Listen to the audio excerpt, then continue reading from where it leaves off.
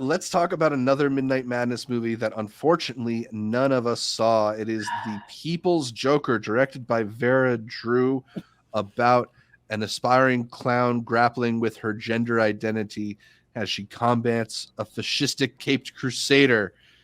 This one, very notably, had one screening at Toronto before it was ultimately cast aside by the powers that be, not through a cease and desist, we learned, but through a strongly worded letter delivered to Vera Drake, suggesting that they not screen the film at TIFF and subsequent festivals.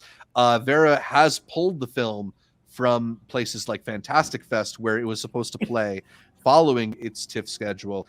Jeff, I know this is one of the ones that you had in your press in your schedule to try and go to the press screening. So I don't know. Did you have any reaction? I was hyping up to everyone.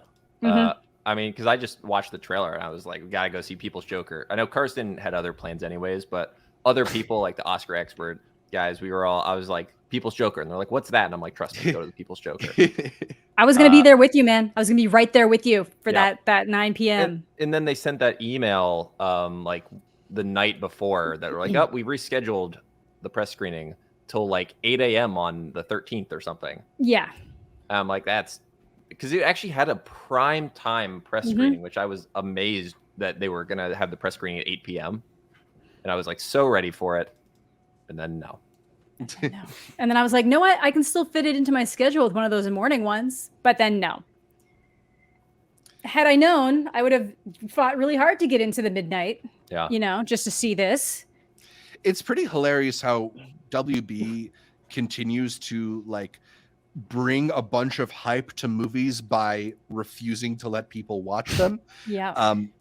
They're just building up interest in a thing by making it like, I don't know, scandalous to try and catch it. I feel like this will see the light of day at some point, whether that's just like a YouTube release or something a little bit more official. But it's just pretty frustrating and upsetting that they can block this movie from even film. Like, it's one thing to block it from a wider distribution deal, but to not allow it to play in a film festival is so like ridiculous. And who are you really serving? Like, what brand are you really protecting by not letting a few cinephiles in Toronto go see it? Yeah, I don't know. Yeah, props to TIFF for not immediately pulling it though, for letting that midnight. I wonder if they got like whispers of it and that's why they canceled that first press showing, because they figured that if there had been any kind of showing of it, the backlash would have gotten too high to even have one of the public screenings. So they chose to just prioritize the first, like that midnight one first. Yeah. That's kind of what I got the impression of, but. And it's cool that they got to get that premiere too. But hopefully we can free the People's Joker sometime soon and finally catch it.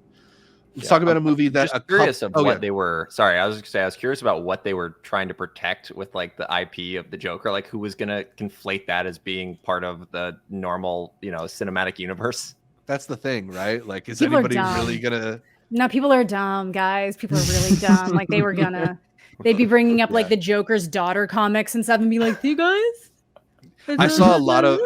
I saw this one guy who was mass responding to people talking about it with the definition of parody, insisting that this couldn't be a parody because he didn't find it funny. It's the kind of reactions we're getting. Oh, that's fun. People are fun. People are fun.